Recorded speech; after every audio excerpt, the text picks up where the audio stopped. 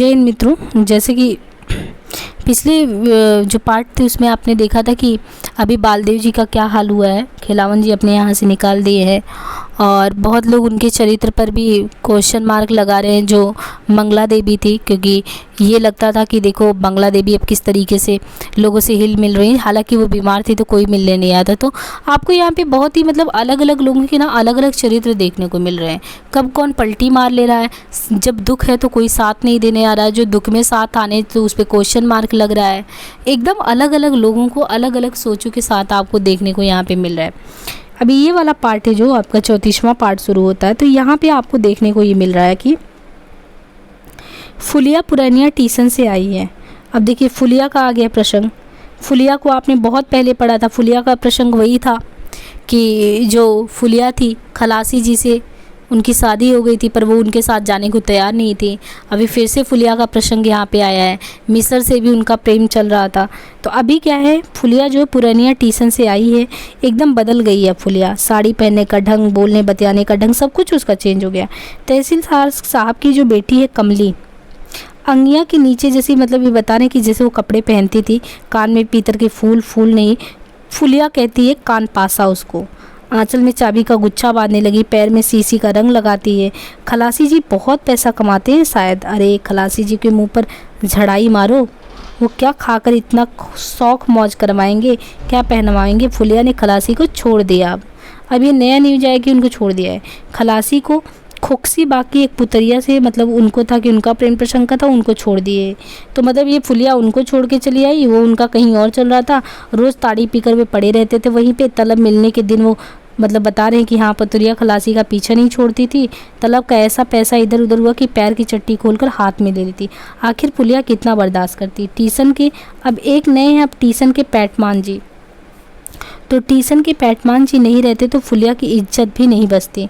फुलिया पैटमान जी के यहाँ रहती है, कोई पैटमान जी है उनके यहाँ रहने लगी। खलासी के दिन पैटमान से लड़ाई करने आया टीसन मास्टर बाबू ने कहा कि यदि खलासी टीसन के हाथा में आवे ना तो पकड़कर पीट देना। उसी दिन खलासी जी दुम दबाकर चल दिए, तो फिर खांसी भी नहीं करने आए। वो कभी बताया कि खलासी जी कभी खांसी भी करने नहीं आए। पैटमान जी जात के छत्री हैं, तंत्रिमा छत्री नहीं, असल बुंदेला वाली छत्री हैं।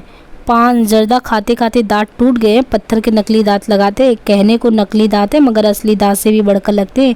चना भुट्टा अमरूद सब कुछ चबा कर खाते हैं पैटमान जी। पैटमान जी 25 साल पहले हसाम मल्लुक में चाय पीते और पान जर्दा खाते खाते मतलब उनका दांत वगैरह टूट गया। उम्र भी अभी कुछ भी नहीं है। तो बताया गया कि 10-12 से बेवा थे, मन के लायक स्त्री मिली ही नहीं थी उनको। पैटमान जी ने महंगू दास के लिए एक पुरानी नीली कमीज भेज दी। कमीज पहनने पर महंगू को पहचानने में गलती हो जाती है। ठीक रेलवे का आदमी बुढ़िया के लिए नई साड़ी भेज दी, एक बित्ता काली किनारी वाला। इस बार कोटा में असली सीतापुरी साड़ी मिलेगी तो उनको भी फुलिया को भेज देगा। फुलिया कहती इस बार माँ को भी साथ ले जाएंगे। फुलिया का भाग। अब फुलिया का भाग देख के सब बड़े आश्चर्य हैं कि जैसे ही फुलिया एक जगह से छूटती दूसरा न कोई खलासी थे, मिस्र थे, अभी पैटमान जी आ गए। तो फुलिया कहती है कि इस बार माँ को भी साथ ले जाएगी। अब एक राम पियड़िया भी है, तो राम पियड़िया की माँ कहती है रमिया भी अब बिहाने की जोग हो गई है, बिना बाप की बेटी है। जब से तुम ससुराल गई हो रोज़ एक बार तुम्हारा जिक्र वो करती है रमिया कि फुलिया दीदी कब आवेंगी। इस बार फुलिया दीदी आवेंगी तो साथ मैं भी चली जाऊँगी। यदि उधर मतलब उसने कहा कि यदि उधर कोई बर नज़र में आए तो रमिया को भी अपने साथ ले जाओ। तो ये हुआ कि उसकी माँ कह रही कि देखो तुम बहुत चालू हो, अगर मौका मिले तो मेरी भी बेटी को ले जाना। फूलो बेटी, कोयरी टोले के छोकरे दिन भर बगड़ते जा रहे हैं। मैं चाह रही हूँ कि राम पियड़िया भाई तुम्हारे सामने निकली जाए। अब बात आती है सहदेव मिशन। सहदेव मिशन पर तंत्रिमा टोली का कुत्ता भी भौंकता है। बहुत दिनों के बाद वो तंत्रिमा टोली में आया फुलिया के बुलाने पर। 10 दिन रहेगी ना फुलिया, फिर चली जाएगी। फुलिया अब जात समाज से नहीं डरती। अब देखिए ये बिल्कुल स्वतंत्र है। वो समाज में रहने के बाद भी वो एक तरीके से प्रेरणा स्रोत बनी हुई है। वो तंत्रिमा छत्री नहीं, वो असल बुंदेली छत्री की स्त्री है। आंगन में अपने से पकाकर खाती है, माँ का छुआ भी नहीं खाती। मतलब ये है कि अभी ये स्थिति आ गई कि जो माँ ने पैदा किया उसका वो छुआ भी नहीं खाती। वो तो मेहमान होकर आई है, उसके जी में आता है वो करती है, कुछ नहीं कोई बोल सकता।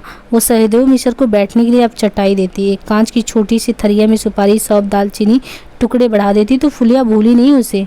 वह शहर का पानी चढ़ने पर बाहर तो एकदम बदल गया। पर भीतर जैसा का तैसा, काजल वाली आंखें और बड़ी मालूम होती है, अगियाँ और नक्शे उसी तरीके से सफ़ेद काड़ी। सहदेव मिश्र डरते हुए कहता फुलिया। तो फुलिया मुस्कुराती हुई कहती क्या? सहदेव मिश्र का चेहरा एकदम लाल हो रहा था, कान लाल हो गए, नाक के पसवारा सिर धक धक कर रहा है। फुलिया, उसने कहा कि जब से तुम मतलब कि गई हो यहाँ से, इस टोले में गई हो, मैंने पैर नहीं रखा है। तो उसने कहा रहने दो, गहलोत टोले में नहीं जाते क्या? पनबतिया के यहाँ कौन जाता है, झूठ मत बोलो। फुलिया हंसने लगती है। तो उसने कहा नहीं फूलो, नहीं जाता। डिवी की रोशनी में सहदेव मिश्र फुलिया की आंखों की नई भाषा को पढ़ता। हवा के झोंके से डिबरी बुझ जाती। फुलिया बालों में महकवा तेल लगाती। देखिए फुलिया की विशेषता भी बताया कि अब यहाँ पे फुलिया को आप देखेंगे कि जितनी बार आती है, पहले ये तो गई थी, तो जब फिर हुआ था तो खलासी जी से बोली थी होली बिता के आएंगे, तब होली बिताना था, तब इसने उनको क्या नाम है, मिस्र को बुला लिया था। अभी फिर ये पैटमन जी से शादी करके आई है, फिर आने पे 10 दिन इसको मोहलत मिली है, तो फिर उसने फिर से फ़ोन करके या कह के, उस समय फ़ोन तो नहीं, कह के बुलवाई कि आके मिल जाए सहदेव मिश्र से। सहदेव मिश्र आया भी है। अभी उसकी स्थिति ये कि बहुत ही अच्छी स्थिति में वो है, तो वो जिस तरीके से उसकी स्थिति है, तो उसमें फुलिया बालों में महकवा तेल भी लगाती है और बताया कि हाँ, तो उस तरीके से मतलब उसके पहनने में कि किस तरीके से नहीं है, बहुत तगड़ा वो लगाती, मुंह में भी कुछ खाती रहती है। शहर की हवा तो ऐसा लगता है कि उसका हवा लगते ही बदल गई। तहसीलदार की बेटी भी तो है, कभी शहर गई भी नहीं है। जात की बंदिश और पंचायत के फैसले को तो सबसे पहले पंच लोगों ने ही ताड़ा है। तंत्रिमा टोली का छड़ीदार है नोखे और उचित दास, जिस चाल से बेचाल से देखेगा छड़ी से पीठ की चमड़ी खींच लेगा।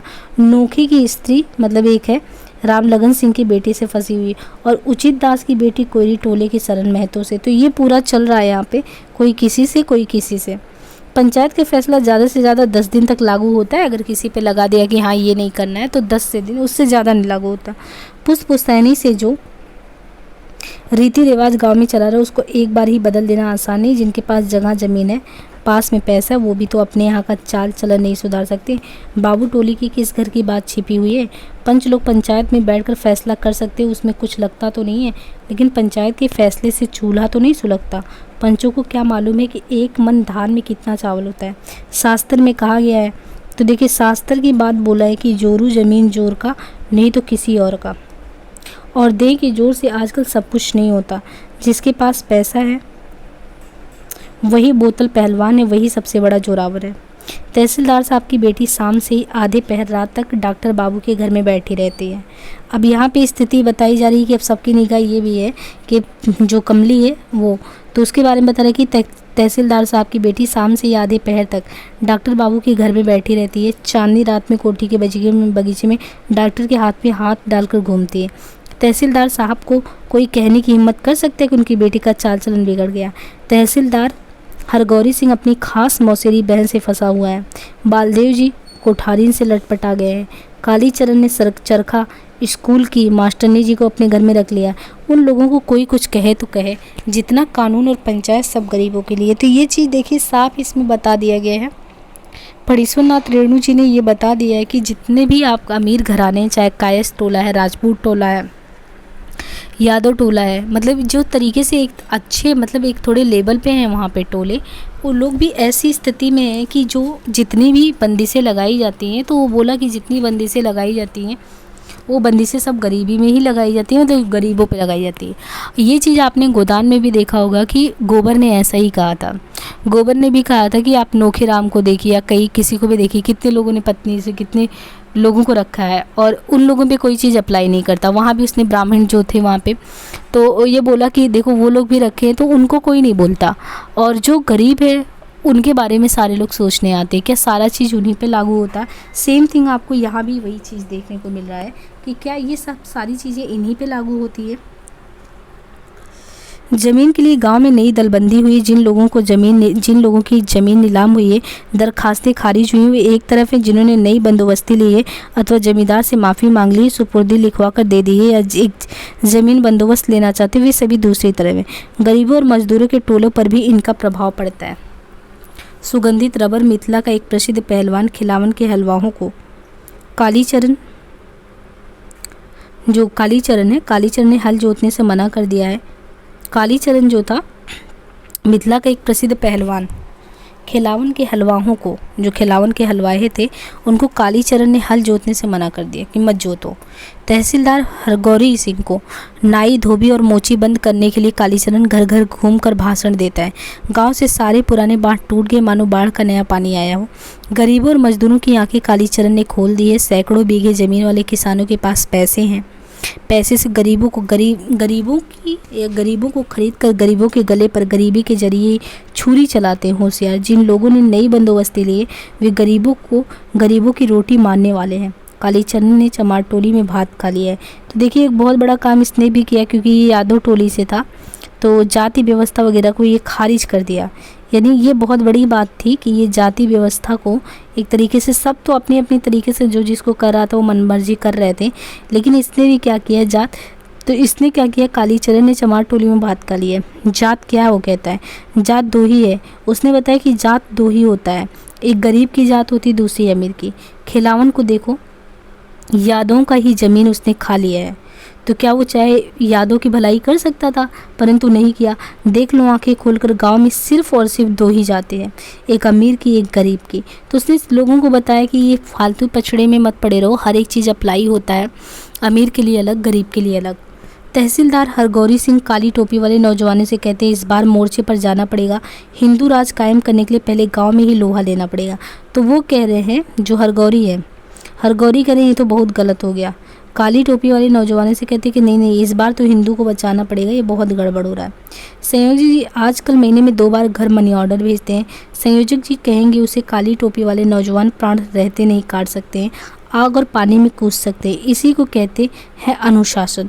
बावन दास जिला कांग्रेस के नेताओं को खबर देने गया है, गांव में जुल्म हो रहा है। तो अब बावन दास भी है, जिला कांग्रेस के नेताओं को बोला जा रहा है कि भैया इस गांव में बहुत कुछ चल रहा है, बालदेव का तो कोई सुन नहीं रहा है। आजकल बहुत कुछ बदल गया है, जो भी मतलब बदल गया क्या, सब सोशलिस्ट वालों का ही चल रहा है और किसी की बहुत ज़्यादा इज्जत नहीं है। अब इसका आप देखिए कि 35वां पार्ट, तो आप इसमें देख रहे हैं कि बहुत गांव में 2 पार्टी थी, और 2 पार्टी में भी आप देख रहे हैं कि इस समय जो पार्टी थोड़ी टॉप पे चल रही है वो पार्टी का नाम है सोशलिस्ट। और सामने जो कांग्रेस वाली पार्टी थी तो उसमें अब 52 दासी को सब मिला के बचे हैं, और उसमें भी उस तरीके से अब वो नहीं रहा है जिस रोब के साथ वो आया था। तो अभी तो वो भी नहीं है, बालदेव को खिलावन सिंह बाहर भी निकाल दिए हैं। अब देखिए तहसीलदार साहब जो हैं पहले वाले थे, विश्वनाथ प्रसाद के सामने बिकट समस्या आ गई है। नई बंदोबस्ती वाले किसान रोज़ उनके यहाँ जाते हैं। मामला मुकदमा उठने पर विश्वनाथ प्रसाद की गवाही की ज़रूरत होगी। बेजमीन लोग अपनी पार्टी बंद कर रहे हैं। ज़मीन वालों की भी भेदभाव, लड़ाई झगड़ों को भूलकर एक हो जाना। तहसीलदार हरगौरी सिंह दिन रात विश्वनाथ बाबू के घर पर ही रहते हैं। जो हरगौरी सिंह है नए वाले, वो दिन रात विश्वनाथ बाबू के घर ही रहते हैं। काका इस बार इज्जत बचा लीजिए। क्या आप यही चाहते हैं कि नाई, धोबी और चमार के सामने हम हाथ जोड़कर गिड़गिड़ाएं? कल से ही राम कृपाल काका के गुहाल में गाय मरी पड़ी है, चमार लोगों ने उठाने से इनकार कर दिया है। तो देखिए ये हुआ कि सबने हड़ताल टाइप में किया है। तो बोला गया कि 2 दिन से पड़ा है, तो कौन से यही लोगों को आते थे जो निम्न जाति के होते थे। तो ये लोग सेवा के रूप में भले ही, लेकिन ये उनका इस्तेमाल करते थे, उस तरीके से उनका जो होता था वेतन वो भी नहीं मिलता था। तो उन लोगों ने बोला कि नहीं आएंगे करने के लिए। आपने इसी तरीके से प्रेमचंद जी का देखा होगा कि प्रेमचंद जी ने भी ऐसी कहानियाँ वगैरह लिखी हैं जिसमें उन्होंने ये जातियाँ जो होती हैं तो उन चीज़ों को दिखाया है। यहाँ भी देखिए जीवेसरा चमार को लीडर अपने ही बनाया है। राजपूत टोले के लोगों को देखिए, दाढ़ी कितनी बड़ी बड़ी हो गई है। नैया ना काम करना बंद कर दिया है। आपके हाथ में अगर देखा जाए तो आपके हाथ में सबों की चुटिया, आप एक बार कह दे तो सबों की नानी हो जाए। कालीचरण आकर कहता है, विश्वनाथ मामा आप कांग्रेस के लीडर हैं, इसी बार देखना है कि कांग्रेस गरीबों की पार्टी या अमीरों की। आज तक मैंने आपको देवता की तरह माना है, लेकिन गरीबों के खिलाफ कदम बढ़ाइएगा तो हम भी मजबूर हो जाएंगे। तहसीलदार विश्वनाथ प्रसाद क्या करें क्या नहीं करें कुछ समझ नहीं पा रहे हैं। बावन दास पुरैनिया से लौट रहा है। वो गया था बताने कि जुल्म हो रहा है, सुनाना उसने पुरैनिया में देखा जुल्म हो रहा है। वो गया था कि कह रहा था कि जुल्म हो रहा है, सुनाया उसने। कचहरी में जिले भर के किसान पेट बांध कर पड़े हुए हैं। दफ़ा 40 की दरखास्तें नामंजूर हो गई हैं। लोअर कोर्ट से अपील करनी है अपील। खोलो पैसा देखो तमाशा क्या होता है, पैसे नहीं तो हो चुकी अपील। पास में नगद नारायण हो तो नकदी कराने आओ। कानून और कचहरी कंपाउंड में पलने वाले कीट पतंगे भी पैसा मांगते हैं। तो ये स्थिति है कि कानून में अगर देखें तो कंपाउंड में पलने वाले जो कीट पतंगे होते हैं ना वो भी पैसे मांगते हैं। जिला कांग्रेस ऑफिस में जुल्म हो रहा है। जिला कांग्रेस के सभापति का चुनाव होने वाला है। 4 उम्मीदवार हैं, 2 असल और 2 कमासल। राजपूत भूमिहार में मुकाबला है। जिले भर के सेठों और जमींदारों की मोटलर लारियां दौड़ रही हैं। एक दूसरे के गड़े मुर्दे सब उखाड़े जा रहे हैं। कटियार कॉटल मिलने वाले सेठ जी भूमिहार पार्टी में और फरविशगंज जूट मिलने वाले राजपूतों की ओर। पैसे का तमाशा कोई यहाँ आके देखे। बावन दास सोचता है अब लोगों को चाहिए कि अपनी अपनी टोपी पर लिखवा ले एक कि कौन भूमिहार है, कौन राजपूत है, कौन यादव है, कौन कायस्थ है, कौन हरिजन है, कौन कार्यकर्ता किस पार्टी का, समझ में ही नहीं आता सबका। तो उसको लग रहा है कि ये सब बड़ा जुल्म है। यहाँ पे तो सब अपने अपने में ही मस्त हैं, सब अपनी आइडेंटिटी को ही बताने के चक्कर में पड़े हुए हैं। तो कहा कि हाँ जुल्म हो रहा है। तो उसने कहा देखिए, जब उन्होंने समझाया तो बोला गया कि देखो बावन दास, बात यह है कि 95 सैकड़े लोगों ने, मतलब 95 सैकड़े लोगों ने तो गलत और झूठा दावा किया होगा, इसमें कोई संदेह नहीं। सही और वाजिब हक वाले बाकी रैयत भी इन्हीं झूठे दावे करने वालों के कारण बेमौत मर जाएंगे। इसमें कानून का क्या दोष है? लोगों का नैतिक पतन हो रहा है। देखिए, इस बार जिला कमेटी में इस संबंध में एक प्रस्ताव पास होगा। बेदखल किसानों से क्या कहेंगे, क्या कहिएगा कि जमींदारी प्रथा खत्म हो रही है। आज बिहार मंत्रिमंडल ने ऐलान कर दिया है जमींदारी प्रथा को खत्म करने के लिए बिहार सरकार डमी कैंडिडेट कटिबद्ध है। बावनदान किसानों से क्या कहेगा? जमींदारी प्रथा खत्म हो जाएगी तब ये कांग्रेसी जमींदार लोग क्या करेंगे? सब मिलकर खोलेंगे। शायद इसलिए प्राय हर एक छोटे बड़े लीडर के साथ एक मारवाड़ी घूमता है। बावन दास को याद आती है 5 महीने पहले की बात है। पुरानिया टीसन में तिल झाड़ी के शंकर बाबू ने अपने साथ के 10 कर्जकर्ताओं को पूरी मिठाई का जलपान कराया, पैसे दिए। तिल झाड़ी हाट के मारवाड़ी चोखमल जुआर चंद के बेटे ने हाजी इलाके के कार्यकर्ता को खिलाया और एक एक सेर मिठाई भी खरीदी। चोखमल जुआर चंद का बेटा आजकल अररिया सब डिवीज़न कांग्रेस का खंजा जी है। 60 रुपये जोड़ी खादी की धोती पहनता है। चरखा संघ के बाबू कितने खातिर हैं? जुल्म हो गया, क्या हुआ? जमींदारी प्रथा खत्म हो गई। यहाँ के लोग सुख संवाद सुनकर भी कहते हैं कि जुल्म बात, जुल्म हंसी जुल्म खुशी बंगला के भीषण सुंदर की तरह। जुल्म बात है क्या? बावन दास ने जमींदारी प्रथा खत्म कर दिया है। कामरेड वासुदेव दौड़ता हुआ आकर कालीचरण को खबर देता है। बावन दास ने नहीं, बावन दास खबर लेकर आया है कि कांग्रेस के मंत्री जी ने जमींदारी का नाश कर दिया है। जब तक लाल पताका अखबार में ये खबर छापी नहीं हो तो उस पर विश्वास मत करो कामरेड। ये सब कांग्रेसी जाइए। खैर, मैं कल ही सेक्रेटरी साहब से पूछ आता हूँ, तुम लोगों ने मेमोरी का पैसा जमा नहीं किया है ऑफिस में, सब कामरेड को खबर दे दो। इस बार आखिरी तारीख है, इसके बाद लाल पताका में नाम निकल जाएगा। सनीचरा ने तो मेमोरी के पैसे से सोशलिस्ट का कुत्ता बना लिया। कहता है सनपटुआ होने पर पैसा जमा कर देंगे। जुल्म बात है, मेमोरी के पैसे से कुर्ता कहाँ से होगा? तहसीलदार हरगौरी और तहसीलदार विश्वनाथ अब एक पान को 2 टुक करके खाते हैं। सच नहीं तो क्या? बेतार सुमृत दास सबों से कहता फिरता है कलम और कानून की बात जहाँ आएगी वहाँ लाठी भाला चलाने वाले क्या काम करेंगे? तहसीलदार विश्वनाथ प्रसाद पुराने तहसीलदार है राजपार बंगा के। निमक पानी से ही सब कुछ हुआ है। कायस्थ नमक हरामी नहीं कर सकता कभी। कांग्रेसी हुए हैं तो क्या हुआ? अपने पैसे को भूल जाएंगे वो। संथाल टोली में मादल बज रहा है।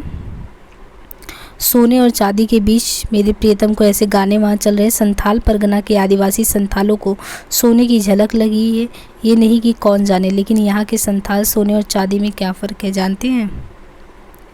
तो ये चीज़ इन सभी के बीच चलता रहता है। आगे आप नेक्स्ट पार्ट देखेंगे नेक्स्ट वीडियो में। धन्यवाद।